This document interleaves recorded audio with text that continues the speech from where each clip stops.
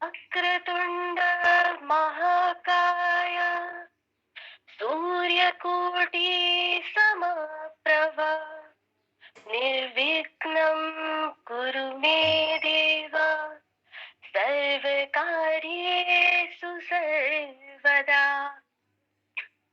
हमारे साथ जुड़े सभी आदरणीय गण, हमारे अतिथि महोदय, प्राचार्य महोदय, शिक्षक शिक्षिकाएं एवं एनएसएस यूनिट के वॉलंटियर्स, आप सभी को सत सत प्रणाम। देखो वीर जवानों, देखो वीर जवानों, अपने पे ये इल्जाम ना आए, माँ ना कहे कि मेरे बेटे वक्त पड़ा तो काम ना आए। आज हमारे अंदर बस एक ही जुनून होना चाहिए, मरने का जुनून, ताकि हमारा देश जी सके। एक शहीद की मौत मरने का जुनून, ताकि स्वतंत्रता का राष्ट्र शहीदों के खून से प्रस्तुत हो सके। परमवीर, निर्भीक, निडर भारत माता के वीर सपूत नेताजी सुभाष चंद्र बोस जी की जयंती पर उनको कोटि कोटि प्रणाम। आज हम सब वेबिनार के जरिए एक साथ जुड़े हैं नेताजी सुभाष चंद्र बोस की 125वीं जयंती को मनाने के लिए, और हम सब इसे हर साल पराक्रम दिवस के रूप में मनाते आ रहे हैं। धीरे धीरे सभी हमारे साथ जुड़ते जा रहे हैं। मैं सभी का तहे दिल से स्वागत करती हूँ। हमारे साथ जुड़ चुके हैं हमारे की speaker commandant Param Shivam 52 battalion CRPF Jammu and Kashmir, हमारे प्राचार्य महोदय Shri Loknath sir, Mubarak Hashmi sir, Arpit Suman Toppo ma'am, Girish sir, Dhananjay sir, Rajveer Namta sir, Sitendra Ranjan Singh sir. Bharat की मिट्टी वीर प्रस्तुता है, ऐसी ऐसी संतानें जन्मी है जिसकी गौरव गाथा समय आज तक दोहरा रहा है। आज के दिवस के लिए मैं एक छोटी सी कविता प्रस्तुत करना चाहूंगी, जो कि सुभाष चंद्र बोस जी का पूरी जीवनी गाथा को इस कविता में समेटने का कोशिश किया है, जो कुछ इस प्रकार है। सुभाष चंद्र बोस का जन्म दिवस मनाओ आज पराक्रम दिवस। सुभाष चंद्र बोस का जन्म दिवस मनाओ आज पराक्रम दिवस। देशभक्ति का पाठ पढ़ाता है, सच में यह देश प्रेमी दिवस है। आईसीएस का पद ठुकराया, अंग्रेजों के आगे न झुकाया। आईसीएस का पद ठुकराया, अंग्रेजों के आगे न झुकना आया। अंग्रेज का भी साथ निभाया, बापू को राष्ट्रपिता कहकर बुलाया। अपनों ने ही जब ठुकराया, अपने लिए मार्ग बनाया। लोगों में उत्साह जगाया, यह सच में है उत्साह दिवस। सुभाष चंद्र बोस का जन्म दिवस मनाओ अब पराक्रम दिवस। आजाद हिंद फौज मनाई, रानी झांसी रेजिमेंट बनाई। नारी शक्ति पर विश्वास किया, उनको पूरा सम्मान दिया। आत्मविश्वास जगाया नारी में, विश्व युद्ध का लाभ उठाया। हिटलर ने भी कि आपने मुझे यह अवसर प्रदान किया। मैं सभी को सुप्रभात बोलना चाहती हूँ और मैं इस मंगलाचरण के साथ इस कार्यक्रम का शुरुआत करना चाहती हूँ। धन्यवाद। वक्रतुंड महाकाय सूर्यकोटि समप्रभ निर्विघ्नं कुरु मे देवा सर्वकार्येषु सर्वदा। गुरुर्ब्रह्मा गुरुर्विष्णु गुरुर्देव महेश्वराय। गुरुर्साक्षात् परं ब्रह्मा तस्मै श्री गुरुवे नमः। शांतम सर्वव्यापक, देवताओं में सबसे से बड़े, माया से मनुष्य रूप में दिखने वाले, समस्त पापों को हरने वाले, करुणा की खान, रघुकुल में श्रेष्ठ तथा राजाओं में शिरोमणि, जगदीश्वर एवं सभी देवी देवताओं को मैं अपनी ओर से वंदना करना चाहती हूँ, उन्हें सत सत नमन करना चाहती हूँ। आत्मा को शांत कर देने वाली वाणी आपकी। धन्यवाद निहारिका। Am I audible? पराक्रम की कहानी हर कोई लिख नहीं पाता है। पराक्रम की कहानी वही लिखते हैं जो देश पर कुर्बान कर दे अपनी जवानी। सुप्रभात, नमस्कार, जोहार, जय हिंद। आज का दिन हम सबके लिए बहुत महत्वपूर्ण है। प्रत्येक वर्ष 23 जनवरी को नेताजी सुभाष चंद्र बोस के जन्म दिवस के रूप में मनाया जाता है। उनके निस्वार्थ सेवा का सम्मान करने और उन्हें याद करने के लिए भारत सरकार ने से इस दिन को पराक्रम दिवस के रूप में मनाने का फैसला किया। युवाओं में नेताजी की तरह ही विपरीत परिस्थितियों का सामना करने और उनमें देशभक्ति की भावना का संचार करना पराक्रम दिवस का उद्देश्य भी है। गणतंत्र दिवस समारोह अब प्रत्येक वर्ष 24 जनवरी के बजाय 23 जनवरी से शुरू होगा। 23 जनवरी को आज हम पराक्रम दिवस के रूप में मना रहे हैं। 24 जनवरी को राष्ट्रीय बालिका चाइल्ड दिवस के रूप में मनाया जाएगा, जिसमें सेल्फी विथ डॉटर के फोटो को क्लिक करके भेजना है, जिसकी जानकारी आप लोगों को दी जा चुकी है। और 25 जनवरी को राष्ट्रीय मतदाता दिवस के रूप में मनाया जाएगा। आज के इस ऑनलाइन पराक्रम दिवस के कार्यक्रम में सर्वप्रथम मैं स्वागत करना चाहती हूँ हमारे न्यायप्रिय ऊर्जावान प्राचार्य डॉक्टर लोकनाथ सर का, जिन्होंने इस कार्यक्रम हेतु हमें सहमति प्रदान की एवं अपना बहुमूल्य समय प्रदान कर रहे हैं। हमारे बीच हमारे साथ कीनोट स्पीकर के रूप में जुड़े हैं कमांडेंट परम शिवम सर, जम्मू कश्मीर से। सर, आपका हार्दिक अभिनंदन एवं स्वागत है। हमारे साथ जुड़े हैं महिला कॉलेज चाईबासा के विभागाध्यक्ष, प्रोफेसर्स एवं बीएड सेमेस्टर 2 और 1 की छात्राएं। आप सबों का हार्दिक अभिनंदन एवं स्वागत।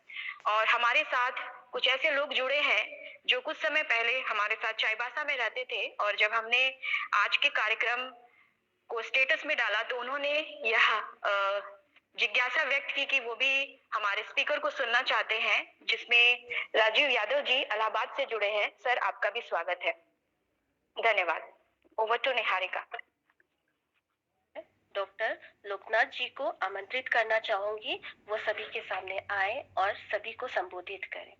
परम शिवम साहब का, जिन्होंने अपना बहुमूल्य समय आपके साथ देने का वादा किया है, और मैं देख रहा हूँ वो अभी ऑनलाइन है। और जहाँ तक नेताजी सुभाष बोस की बात है, तो वो फौज के आदमी हैं, और परम शिवम साहब भी एक फौजी हैं। तो बहुत अच्छा चयन और बहुत ऊर्जावान व्यक्ति हमारे बीच हैं। मैं उनका स्वागत करता हूं। मैं स्वागत करता हूं। अभी है नहीं दारा सिंह गुप्ता साहब, जिन्होंने आवेदन दिया था और उन्होंने प्रस्ताव दिया था कि महिला कॉलेज का बीएड यूनिट और अदर यूनिट्स मिलकर इस कार्यक्रम को करेंगे। बीएड के जो ऊर्जावान शिक्षक हैं, अर्पित सुमन टोप्पो मैडम, हाशमी सर, गिरीश, धनंजय, ये सारे लोग काफी सक्रिय एवं कर्तव्यनिष्ठ हैं। मैं उन सबों का स्वागत करता हूं और हार्दिक बधाई देता हूं नेताजी के इस जन्म दिवस के मौके पर। मैं देख रहा हूं नेहा और निहारिका, ये दोनों भी कामना है कि ये सफल हो। क्विज, भाषण एवं अन्य प्रतियोगिताओं के साथ जो बच्चे हैं बीएड सेमेस्टर 1 और 2 के स्टूडेंट्स, वो भाग लेंगे। हम आभारी भी हैं अपने विश्वविद्यालय के परम आदरणीय कुलपति प्रोफेसर डॉक्टर गंगाधर पंडित साहब का, और जो हमेशा हमें उत्साहित करते रहते हैं रजिस्ट्रार साहब का, एवं की छात्रा को आमंत्रित करना चाहूंगी नेताजी के ऊपर आधारित एक कविता पाठ के लिए। आज के इस शुभ अवसर पर मैं आप सभी का हार्दिक अभिनंदन करती हूँ। आज मैं आप सबों के समक्ष श्री गोपाल प्रसाद व्यास जी के द्वारा रचित कविता खूनी हस्ताक्षर की कुछ पंक्तियां प्रस्तुत करने जा रही हूँ।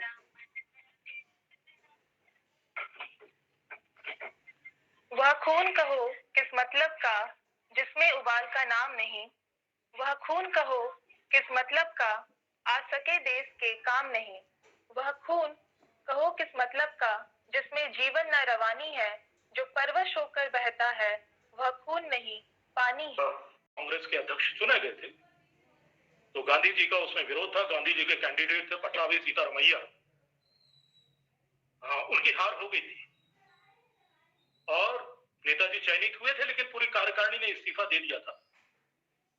लेकिन इसका अर्थ ये नहीं है कि नेताजी में गांधी जी को लेकर के या नेहरू जी को लेकर के किसी भी प्रकार के भावों में कमी थी, ऐसा। उन्होंने जो आजाद हिंद फौज बनाई थी उसमें 4 रेजिमेंट बनाई थी। एक रेजिमेंट का नाम था गांधी, दूसरे का था नेहरू, तीसरे का उन्होंने मौलाना अबुल कलाम आजाद के ऊपर आजाद, और चौथी रेजिमेंट थी सुभाष। गांधी, नेहरू, आजाद, सुभाष। और जो महिलाओं की रेजिमेंट थी उसका नाम था रानी झांसी। ये दृष्टांत, ये मिसाल हमें बताती है कि ये लोग आपस में किस डोर से बंधे हुए थे। हम लोग आज इतने सालों के बाद इनके बीच में क्या लड़ाई झगड़े थे, फसाद थे, ये ढूंढते रहते। नो, वो डोर कौन सी थी जिससे बंधे हुए थे? और ऐसा नहीं है, वो व्यक्तित्व इतना विराट क्यों है, इतना बड़ा क्यों है? वो इसलिए भी बड़ा है कि वो बड़े प्रगतिवादी थे, बड़े आधुनिक विचारों वाले। जब भारतीय राष्ट्रीय कांग्रेस से उनकी असहमति हो गई तब उन्होंने अपना दल बनाया था, फॉरवर्ड ब्लॉक। जो फॉरवर्ड ब्लॉक है, जो पार्टी है, राजनीतिक पार्टी, बुनियादी तौर पर पश्चिम बंगाल और उसके आसपास उसका आधार हुआ करता था, वो सुभाष चंद्र बोस के द्वारा स्थापित की गई पार्टी है। उन्होंने अपने आजाद हिंद फौज में सभी धर्मों और संप्रदाय के लोगों को प्रतिनिधित्व किया। उनके कमांडर होते थे शाहनवाज खान, उनके कमांडर होते थे एक सिख थे ढिल्लन। इसके लिए इतना विराट व्यक्तित्व क्यों है? क्योंकि वो हजारों साल की मानसिकता को तोड़ते हैं, हजारों साल की। अब वो हजारों साल की मानसिकता क्या है? हजारों साल की मानसिकता ये है कि हमें अपने जीवन की स्थितियों को बदलने के लिए सिखाया जाता है कि हमें अपनी जीवन की स्थितियों को बदलने की प्रतीक्षा करनी चाहिए, किसी दैवीय हस्तक्षेप की। नियति को बदलने के लिए हमें किसी दैवीय हस्तक्षेप की प्रतीक्षा करनी चाहिए। ये हजारों साल की सिखलाई है। नेताजी इस मानसिकता को तोड़ते हैं और वो बोलते हैं कि नहीं, जीवन की स्थितियों को बदलने के लिए यदि आवश्यक है तो राष्ट्र के बाहर जाकर के भी, शस्त्र उठा करके भी संघर्ष किया जाए और संघर्ष किया जाना चाहिए। तो नेताजी, उनका व्यक्तित्व इसलिए विराट होता है। आज के समय में कई बार सोशल मीडिया पे या जो हल्के फुल्के विमर्श होते हैं उसमें बात आती है कि नेताजी, नेहरू, गांधी, इनको लेकर के और एक ऐसा चित्र प्रस्तुत किया जाता है कि जैसे ये आपस में बड़े विरोधी स्वभाव। बिल्कुल ऐसा नहीं, बिल्कुल भी ऐसा नहीं। यह जरूर है कि जो 1939 में कल्चुरी अधिवेशन हुआ था और जिसमें नेताजी भारतीय राष्ट्रीय कांग्रेस के अध्यक्ष चुने गए थे, तो गांधी जी का उसमें विरोध था। गांधी जी के कैंडिडेट थे पट्टाभी सीतारमैया। हाँ, उनकी हार हो गई थी और नेताजी चयनित हुए थे, लेकिन पूरी कार्यकारिणी ने इस्तीफा दे दिया था। लेकिन इसका अर्थ ये नहीं है कि नेताजी में गांधी जी को लेकर के या नेहरू जी को लेकर के किसी भी प्रकार के भावों में कमी थी, ऐसा नहीं। उन्होंने जो आजाद हिंद फौज बनाई थी उसमें 4 रेजिमेंट बनाई थी। एक रेजिमेंट का नाम था गांधी, दूसरे का था नेहरू, तीसरे का उन्होंने मौलाना अबुल कलाम आजाद के ऊपर आजाद, और चौथी रेजिमेंट थी सुभाष। गांधी, नेहरू, आजाद, सुभाष। और जो महिलाओं की रेजिमेंट थी उसका नाम था रानी झांसी। ये दृष्टांत, ये मिसाल हमें बताती है कि ये लोग आपस में किस डोर से बंधे हुए थे।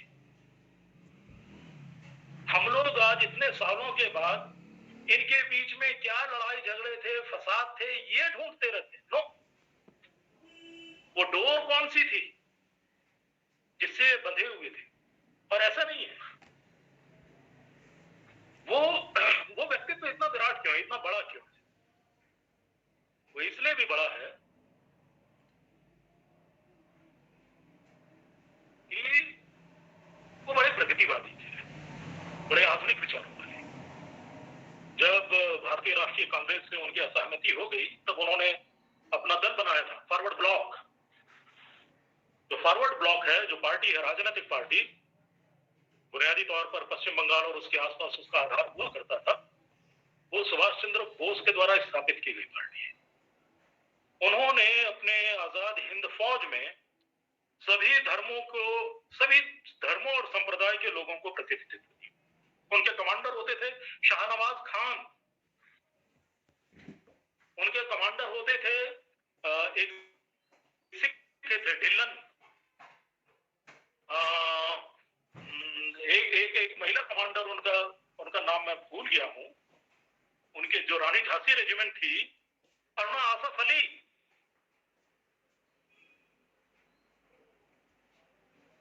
ये तमाम लोग, इन तमाम लोगों की भावना हो, ये धर्म के झगड़े, फलाने झगड़े, यदि ये होते तो आजाद हिंद फौज बन ही नहीं पाती।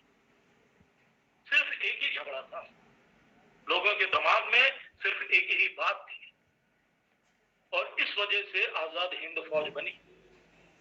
आज भी हम लोगों की जो सैनिक परंपराएं हैं उसमें कई चीजें आजाद हिंद फौज की है। जैसे मुझे अच्छे से मालूम है कि जो हमारे पासिंग आउट परेड होती है, जो किसी भी सैनिक के लिए एक बड़ा आयोजन है, उसको आप बपतिस्मा बोल सकते हैं। बैप्टिज्म जो है वो हमारा, वो पासिंग आउट परेड होती है। हमारी साल भर की ट्रेनिंग होगी, फिर उसके बाद शपथ होगी और फिर पासिंग आउट परेड होती है। तो पासिंग आउट परेड में एक जो मार्च पास्ट करती है, अभी भी कई जगहों पर जो धुन बजाई जाती है वो आजाद हिंद फौज के तराने की धुन, और वो तराना था कदम कदम बढ़ाए जा। आज भी वो बजती है, वो धुन बजती है। तो मैं बाकियों के बारे में बात नहीं करता, लेकिन आज भी मेरी कनपटी गर्म होती है और मेरे रोंगटे खड़े होते हैं। कदम कदम बढ़ाए जा, खुशी के गीत गाए जा, ये जिंदगी है कौम की तो कौम पे लुटाए जा। इस गाने को गाते हुए, महान दुश्वारियों से घिरे हुए, विकराल परेशानियों से घिरे हुए, साधनहीन, संसाधनहीन लोगों ने आजाद हिंद फौज बनाई थी। कोई धार्मिक आधार नहीं, कोई भाषाई, कोई सांप्रदायिक आधार, सिर्फ एक चीज, देश को मुक्त कराना है। ब्रिटिश फौज ने जो है उनको नजरबंद कर दिया था। वो कहानी उनकी बड़ी मशहूर है कि वो किस तरीके से कोलकाता से अपने घर से उन्होंने एस्केप किया, फिर वो काबुल पहुंचे, काबुल से होते हुए सेंट्रल एशिया, जो मध्य एशिया का इलाका है, वहां से होते हुए फिर वो जर्मनी पहुंचे। वो सेकंड वर्ल्ड वॉर का टाइम था। हम बाकी संबोधनों का प्रयोग नहीं करते, जितना होता है उसमें भाव उड़ेलते हैं और एक दूसरे को जय हिंद से अभिनंदन करते हैं। तो जो जय हिंद का नारा है, जिसने हिंदुस्तान को कई हिंदुस्तान जो है वो एक दिन का देश नहीं, एक दिन की पैदाइश नहीं, ये एक लंबा सफर है। शराब का एक शेर है, जो हिंदुस्तान हम सब उठे इसके लिए इतना विराट व्यक्तित्व क्यों है? क्योंकि वो हजारों साल की एक मानसिकता को तोड़ते हैं, हजारों साल की। अब वो हजारों साल की मानसिकता क्या है? हजारों साल की मानसिकता ये है कि हमें अपने जीवन की स्थितियों को बदलने के लिए सिखाया जाता है कि हमें अपनी जीवन की स्थितियों को बदलने की प्रतीक्षा करनी चाहिए, किसी दैवीय हस्तक्षेप की। नियति को बदलने के लिए हमें किसी दैवीय हस्तक्षेप की प्रतीक्षा करनी चाहिए। ये हजारों साल की सिखलाई है। नेताजी इस मानसिकता को तोड़ते हैं और वो बोलते हैं कि नहीं, जीवन की स्थितियों को बदलने के लिए यदि आवश्यक है तो राष्ट्र के बाहर जाकर के भी, शस्त्र उठा करके भी संघर्ष किया जा सकता और संघर्ष किया जाना चाहिए। तो नेताजी, उनका व्यक्तित्व इसलिए विराट होता है। आज के समय में कई बार सोशल मीडिया पे या जो हल्के फुल्के विमर्श होते हैं, उसमें बात आती है कि नेताजी, नेहरू, गांधी, इनको लेकर के और एक ऐसा चित्र प्रस्तुत किया जाता है कि जैसे ये आपस में बड़े विरोधी स्वभाव। बिल्कुल ऐसा नहीं, बिल्कुल भी ऐसा नहीं। यह जरूर है कि जो 1939 में कल्चुरी अधिवेशन हुआ था और जिसमें नेताजी भारतीय राष्ट्रीय कांग्रेस के अध्यक्ष चुने गए थे, तो गांधी जी का उसमें विरोध था। गांधी जी के कैंडिडेट थे पट्टाभी सीतारमैया। उनकी हार हो गई थी और नेताजी चयनित हुए थे, लेकिन पूरी कार्यकारिणी ने इस्तीफा दे दिया था। लेकिन इसका अर्थ यह नहीं है कि नेताजी में गांधी जी को लेकर के या नेहरू जी को लेकर के किसी भी प्रकार के भावों में कमी थी, ऐसा नहीं। उन्होंने जो आजाद हिंद फौज बनाई थी, उसमें 4 रेजिमेंट बनाई थी। एक रेजिमेंट का नाम था गांधी, दूसरे का था नेहरू, तीसरे का उन्होंने मौलाना अबुल कलाम आजाद के ऊपर आजाद, और चौथी रेजिमेंट थी सुभाष। गांधी, नेहरू, आजाद, सुभाष। और जो महिलाओं की रेजिमेंट थी उसका नाम था रानी झांसी। ये दृष्टांत, ये मिसाल हमें बताती है कि ये लोग आपस में किस डोर से बंधे हुए थे। हम लोग आज इतने सालों के बाद इनके बीच में क्या लड़ाई झगड़े थे, फसाद थे, ये ढूंढते रहते। लो, वो डोर कौन सी थी जिससे बंधे हुए थे? और ऐसा नहीं है। वो व्यक्तित्व इतना विराट क्यों है, इतना बड़ा क्यों है? वो इसलिए भी बड़ा है कि वो बड़े प्रगतिवादी थे, बड़े आधुनिक विचारों वाले। जब भारतीय राष्ट्रीय कांग्रेस से उनकी असहमति हो गई, तब उन्होंने अपना दल बनाया था, फॉरवर्ड ब्लॉक। जो फॉरवर्ड ब्लॉक है, जो पार्टी है, राजनीतिक पार्टी, बुनियादी तौर पर पश्चिम बंगाल और उसके आसपास उसका आधार हुआ करता था, वो सुभाष चंद्र बोस के द्वारा स्थापित की गई पार्टी है। उन्होंने अपने आजाद हिंद फौज में सभी धर्मों और संप्रदाय के लोगों को प्रतिनिधित्व दिया। उनके कमांडर होते थे शाहनवाज खान, उनके कमांडर होते थे एक सिख थे ढिल्लन, एक महिला कमांडर, उनका नाम मैं भूल गया हूं। उनके जो रानी झांसी रेजिमेंट थी, अरुणा आसफ अली।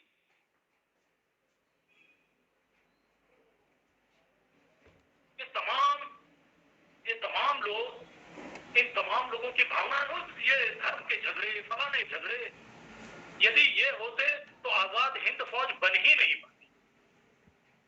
सिर्फ एक ही झगड़ा था, लोगों के दिमाग में सिर्फ एक ही बात थी, और इस वजह से आजाद हिंद फौज बनी। आज भी हम लोगों की जो सैनिक परंपराएं हैं उसमें कई चीजें आजाद हिंद फौज की है। जैसे मुझे अच्छे से मालूम है कि जो हमारे पासिंग आउट परेड होती है, जो किसी भी सैनिक के लिए एक बड़ा आयोजन है, उसको आप बपतिस्मा बोल सकते हैं। बैप्टिज्म जो है वो हमारा वो पासिंग आउट परेड होती है। हमारी साल भर की ट्रेनिंग होगी, फिर उसके बाद शपथ होगी और फिर पासिंग आउट परेड होती है। तो पासिंग आउट परेड में एक जो मार्च पास्ट करती है, अभी भी कई जगहों पर जो धुन बजाई जाती है वो आजाद हिंद फौज के तराने की धुन, और वो तराना था कदम कदम बढ़ाए जा। आज भी वो बजती है, वो धुन बजती है। तो मैं बाकियों के बारे में बात नहीं करता, लेकिन आज भी मेरी कनपटी गर्म होती है और मेरे रोंगटे खड़े होते हैं। कदम कदम बढ़ाए जा, खुशी के गीत गाए जा, ये जिंदगी है कौम की तो कौम पे लुटाए जा। इस गाने को गाते हुए महान दुश्वारियों से घिरे हुए, विकराल परेशानियों से घिरे हुए, साधनहीन, संसाधनहीन लोगों ने आजाद हिंद फौज बनाई थी। कोई धार्मिक आधार नहीं, कोई भाषाई, कोई सांप्रदायिक आधार, सिर्फ एक चीज, देश को मुक्त कराना है। ब्रिटिश फौज ने जो है उनको नजरबंद कर दिया था। वो कहानी उनकी बड़ी मशहूर है कि वो किस तरीके से कोलकाता से अपने घर से उन्होंने एस्केप किया, फिर वो काबुल पहुंचे, काबुल से होते हुए सेंट्रल एशिया, जो मध्य एशिया का इलाका है, वहां से होते हुए फिर वो जर्मनी पहुंचे। वो सेकंड वर्ल्ड वॉर का टाइम था। हम बाकी संबोधनों का प्रयोग नहीं करते, जितना होता है उसमें भाव उड़ेलते हैं और एक दूसरे को जय हिंद से अभिनंदन करते हैं। तो जो जय हिंद का नारा है, जिसने हिंदुस्तान को कई हिंदुस्तान जो है वो एक दिन का देश नहीं, एक दिन की पैदाइश नहीं, ये एक लंबा सफर है। फिर आपका एक शेर है, जो हिंदुस्तान हम सब उठे इस दीवार में कोई खिड़की निकल आएगी। तो हम लोग संभावना से भरे हुए लोग हैं। आपके आभारी हैं। आप हम सबके साथ जुड़े और अपना कीमती वक्त हमें दिया।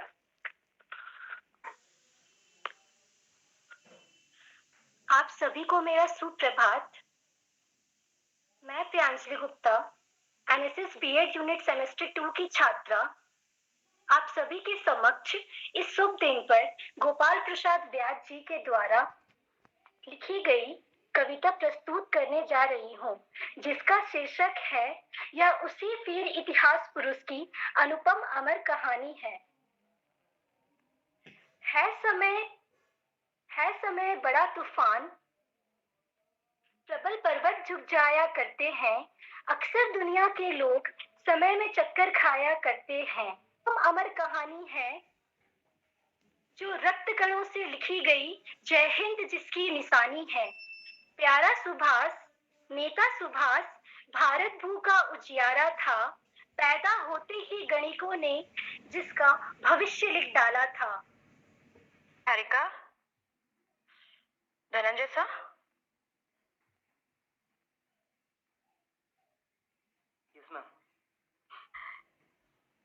You must give if you want to get. यदि आप प्राप्त करना चाहते हो तो आपको देना होगा, यदि आप सीखना चाहते हो तो आपको ईमानदारी से समय देना होगा। आज हमने बहुत ही अच्छा सेशन सर से सुना। सर ने हमें बताया कि पराक्रम का अर्थ होता है विपरीत परिस्थितियों का सामना करना, हमारे अंदर संकल्प होना चाहिए। तो अब समय है कि हम स्वयं की जांच करें कि आज हमने कितना ध्यानपूर्वक सुना। और अभी ऑनलाइन स्पीड टेस्ट होगा, ऑनलाइन स्पीड टेस्ट क्विज। जो कुछ भी आपने सुना है उसमें से ही कुछ प्रश्न आपके चैट बॉक्स में डाले जाएंगे और आपको उसका उत्तर देना होगा, और जो सबसे पहले सही उत्तर देगा वो विनर होगा। आप हिंदी या अंग्रेजी में अपना आंसर दे सकते हैं। What slogan was given by Netaji Subhash Chandra Bose while addressing the army as the supreme commander in front of Singapore town hall? याद रखिए कि नेहा कश्यप ने पूरा नाम लिखा है अरुणा आदुफ अली, और विभूति गोप ने नहीं उसके पहले के साथ जुड़ के बहुत अच्छा लगा। अब हम कार्यक्रम के अंतिम चरण में पहुंच चुके हैं। मैं वोट ऑफ थैंक्स के लिए मुबारक करीम हाशमी सर को आमंत्रित करना चाहूंगी। Please sir. जो रक्त कणों से लिखी गई, जिसकी जय हिंद निशानी है, प्यारा सुभाष नेता सुभाष भारत भू का उजियारा था। पैदा होते ही जिस गणिकों ने जिसका भविष्य लिख डाला था, यह वीर चक्रवर्ती होगा या त्यागी होगा सन्यासी। बात करना चाहते हैं और ये कहना चाहते हैं, जो सुभाष चंद्र बोस के द्वारा हमें सिखाया गया कि हमारी यात्रा चाहे कितनी भी कष्टदायक हो, हमारी राह कितनी भी भयानक और पथरीली क्यों ना हो, फिर भी हमें आगे बढ़ना ही है। सफलता का दिन दूर हो सकता है, पर उसका आना अनिवार्य है। हम उनका बहुत बहुत धन्यवाद करना चाहते हैं, परम शिवम सर का। हमारे साथ जुड़े हमारे आदरणीय हमारे प्राचार्य महिला कॉलेज डॉक्टर लोकनाथ सर का भी बहुत बहुत धन्यवाद करना चाहते हैं, जिन्होंने हमें सिखाया कि हमें सिर्फ कार्य करने का अधिकार है, कर्म ही हमारा कर्तव्य है। और साथ ही हमारे साथ जुड़े हुए सारी छात्राएं, जिन्होंने बहुत ही अच्छे तरीके से इस पूरे आयोजन को संभाला, और मैं उनको कहना चाहूंगा और उनके तरफ से ये बात या उनसे आग्रह करना चाहूंगा जो रक्त कणों से लिखी गई, जिसकी जय हिंद निशानी है, सॉरी ये क्या कहते हैं, ये पहले एक शेर सा दहाड़ दो, हिंद के तुम हो जवां, मौत को पछाड़ दो। ये हमारे छात्राओं के लिए धन्यवाद। और आज के नेताजी सुभाष चंद्र बोस की जयंती पर सबों को एक बार फिर से बहुत बहुत आशीर्वाद छात्राओं को और बहुत बहुत शुभकामनाएं। धन्यवाद निहारिका।